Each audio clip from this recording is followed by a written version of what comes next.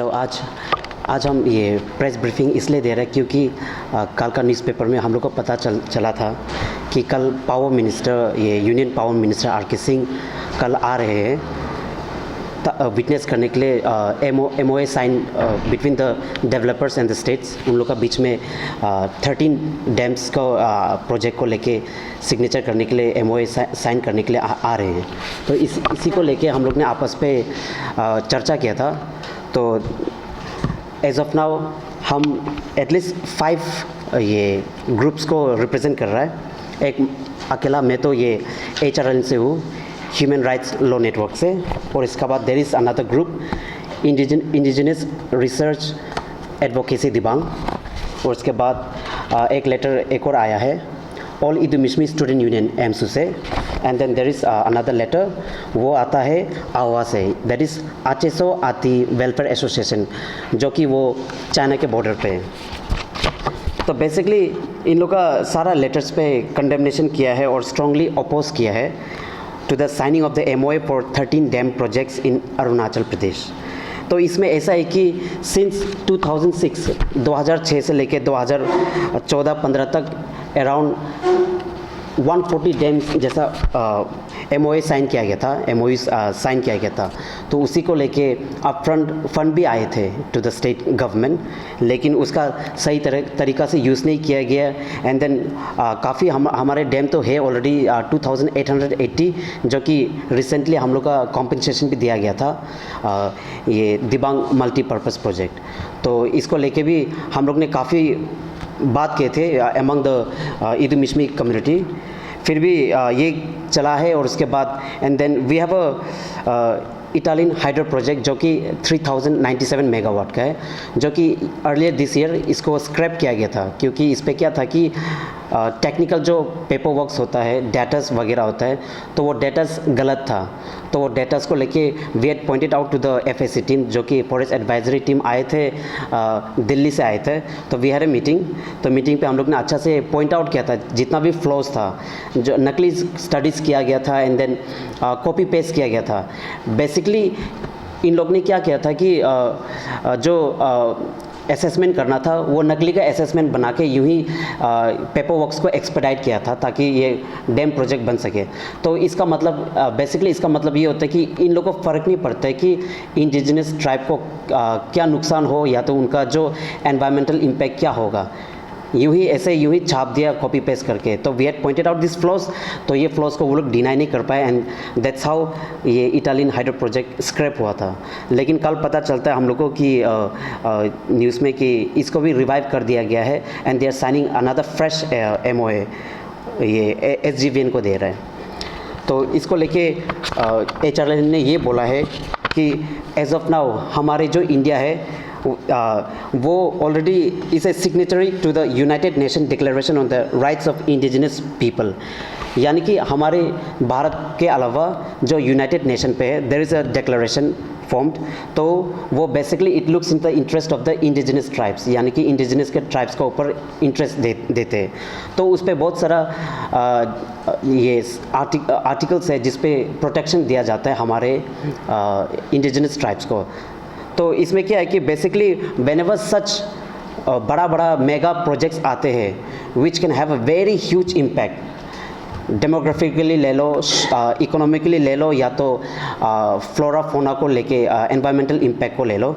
तो अगर वो ह्यूज स्केल में होने से ये आर्टिकल ये बोलता है कि आर्टिकल 8 ये बोलता है कि एक प्रॉपर कंसेंट लेना चाहिए ट्राइबल से, यानी कि जो प्रॉपर अफेक्टेड आदमी है उन लोग से कंसेंट लेना है, एक वहाँ पे बैठक मीटिंग होना चाहिए। ना कि अभी का प्रैक्टिसेस में क्या होता है कि यूं ही अंदर MLA मिलके करते हैं, या तो ministers and then the bureaucrats officers वो लोग मिलके एक प्रोजेक्ट बनाते हैं, ऐसा करके ये डैम्स को ये प्रपोजल देते हैं, जबकि they don't even care to ask कि वहाँ का जो लोकल्स है उन लोग को डिसीजन मेकिंग में इंक्लूड नहीं करते हैं। So that's all we are asking as of now कि अगर आप लोग एक साथ डैम्स ला रहे हैं तो एटलीस्ट मेक श्योर कि you look in the interest of the tribal people, जो वहाँ के जो प्रॉपर जो वहाँ पे रहते हैं।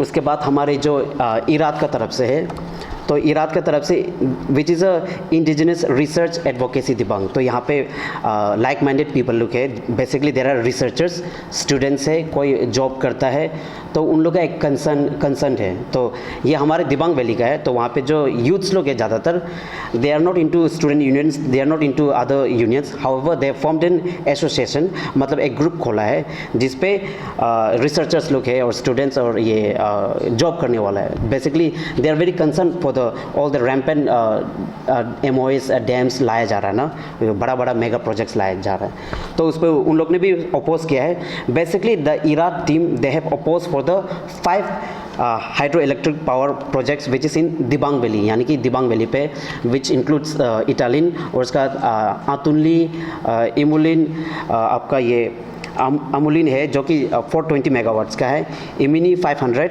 Italian hydro project which was scraped earlier, तो इसको 3097 मेगावाट ये है, मिहुंदो 420 मेगावाट और अतुनली 680 मेगावाट। ये पाँचों मेगावाट डैम्स का इन लोग ने अपोज किया है और ये मांगा है कि गवर्नमेंट को, they have specially prayed the government की आप लोग जब ऐसा प्रोजेक्ट लेकर आते हैं तो काइंडली जो वहाँ के प्रॉपर अफेक्टेड जो ये लोकल्स है उन लोग से बातें करिए, उन लोग का राय लीजिएगा, ना कि यूं ही ऊपर में कोई यूनियन को अप्रोच किया या तो कुछ करके आपस में डील कर लिया, बना लिया। तो that's what they are asking for. और उसके बाद आता है all Idu Mishmi student union. तो ये हमारे ईदू मिशमी स्टूडेंट यूनियन का एपेक्स स्टूडेंट यूनियन है। तो उन्होंने कल बंद कॉल डिक्लेयर किया है क्योंकि ये लोग भी अपोज कर रहे हैं। तो बेसिकली उन्होंने भी opposition to MOA signing on 12th August 2023 for 5 hydroelectric projects in the Dibang Valley district। तो जैसा हमने आपको बताया था इटालियन वगैरह डैम्स, तो उसको लेके इन लोग ने स्ट्रांगली ऑब्जेक्ट किया है कि आप लोग ऐसे यूं ही प्रपोज नहीं कर सकता है, at least take the concern of the people and gram panchayat बिठाना चाहिए। यही बेसिकली ये पॉइंट आउट किया है। तो इसको लेके कल ऑलरेडी नोटिस इशू जारी कर दिया है। तो they have call for 12 hour bandh call. और आखिरी में ये HSO आती वेलफेयर एसोसिएशन, ये आवा है। So that's basically it's border to China का बॉर्डर पे रहता है ये जो ना। तो इस पे भी इन लोग ने स्ट्रॉन्ग, वहाँ का जो ग्रुप यूथ्स लोग है उन लोग ने स्ट्रांगली अपोज किया है for the MOA signing for the मिहुंदो hydro electric project which is of 400 megawatt. तो इन लोग का भी यही कंसर्न है कि हम लोग का दिबांग वैली पे ऑलरेडी 2880 मेगावाट का दिबांग मल्टीपर्पज़ प्रोजेक्ट चल रहा है। तो construction already we can see the construction teams वगैरह आ चुका है। तो उन लोग का बस यही कहना है कि ये प्रोजेक्ट्स ऑलरेडी ग्रीन सिग्नल मिल चुका है, तो बहुत मूवमेंट हो रहा है, पैसा का मूवमेंट हो रहा है, आदमी का मूवमेंट हो रहा है, साथ में नॉन APSTs का मूवमेंट हो रहा है। तो दे आर कंसर्न कि इतना सारा डैम्स आ रहा है, मतलब इतना सारा ये इन्फ्लोस हो रहा है। तो बेसिकली दे आर वरीड कि पहले दे वांट टू सी कि 2880 मेगावाट डैम जो NHPC का है उसका क्या क्या निगेटिव इम्पैक्ट होता है, that's what they want to see. तो एज ऑफ नाउ वो नहीं चाहता कि कुछ भी डैम आए। हाँ, अगर NHPC का डैम में अच्छा पॉजिटिव आता है तो देन दैट्स अनदर थिंग, लेकिन अभी तक उन लोग ने कुछ पॉजिटिव इम्पैक्ट दिखा नहीं।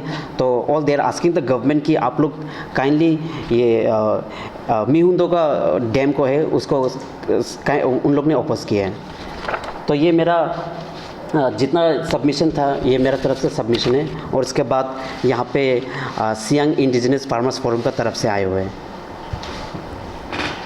नमस्कार सभी को। फार्मर फोरम SIF की ओर से यह रिप्रेजेंट कर रहा हूँ। ये जो अभी जो डिटेल में बताया था इसको सॉलिडरिटी देने के लिए हम लोग Siang indigenous farmer forum since बहुत साल से 2 साल ज़्यादा हो गया सियांग नदी में जो मेगा डैम बनाएगा। ये मेगा डैम तो अभी 13,000 में हुआ, तो अभी का बात है। उससे पहले 2-3 MOU साइन किया गया है, उसको भी हम लोग पहले से अपोज कर रहा है। तो अभी का 13,000 मेगावाट को भी हम लोग अपोज कर रहा है और अपोज करते रहेंगे।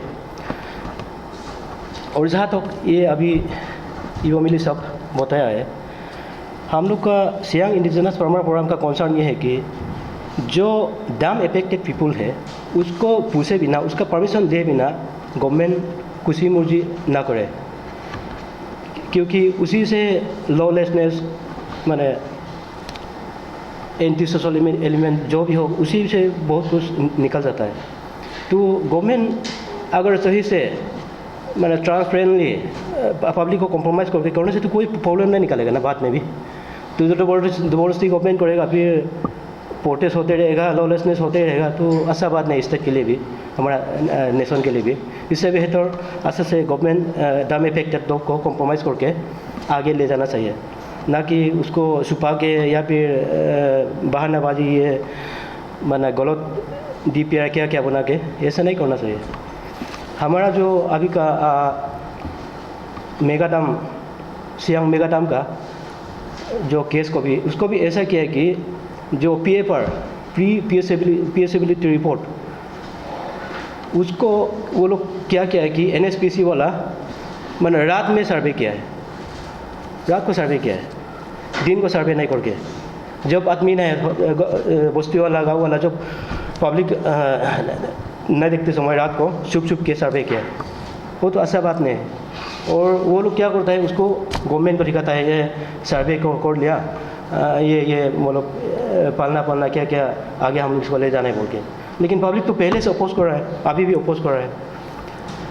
उसमें उसका साथ में वह कोई सुनने वाला ये भी सोचेगा कि उसे पॉलिटिकल बात कर रहा है, ऐसे कुछ भी पॉलिटिकलाइज कर रहा है, वो भी सोचेगा। लेकिन जो डैम अफेक्टेड पीपल हो या फिर जो हमारा अरुणाचल का पब्लिक हो या फिर बाकी कंट्रीज़ का जो भी पब्लिक हो, उससे मैं एक बात बताना चाहता हूँ।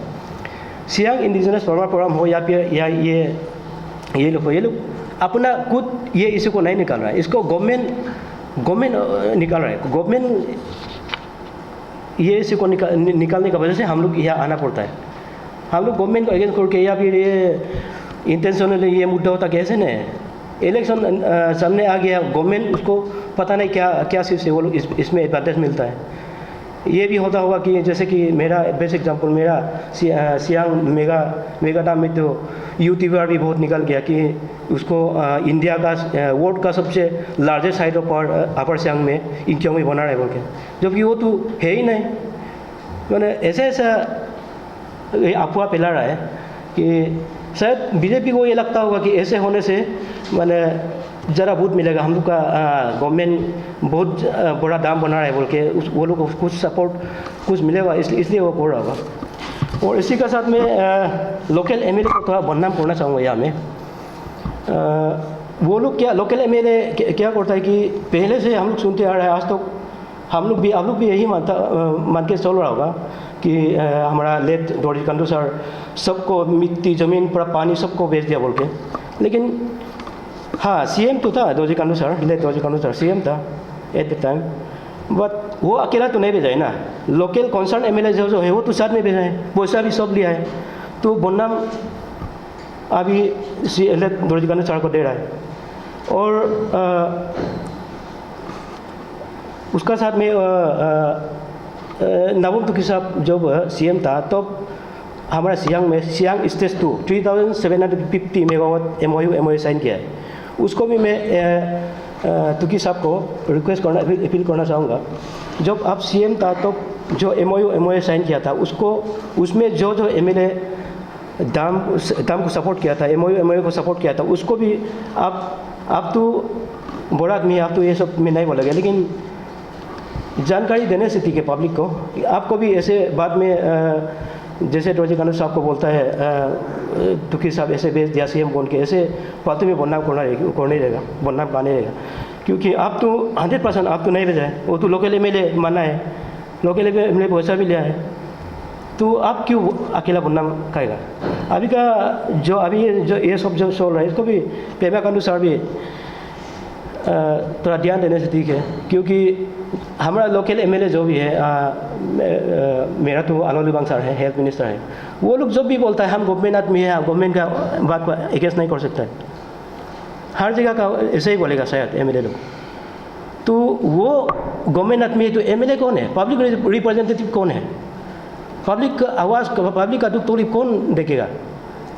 पब्लिक तो उसी उम्मीद के साथ, उसी एक्सपेक्टेशन के साथ उसको वोट दिया है कि वो पब्लिक का जो दुख तकलीफ है, पब्लिक का इशू को वो आगे आवाज़ उठाएगा बोल के तो उसको एमएलए बनाता है। तो वो वही गवर्नमेंट बनता है तो पब्लिक को कौन दिखेगा, मतलब ये अच्छा बात नहीं है।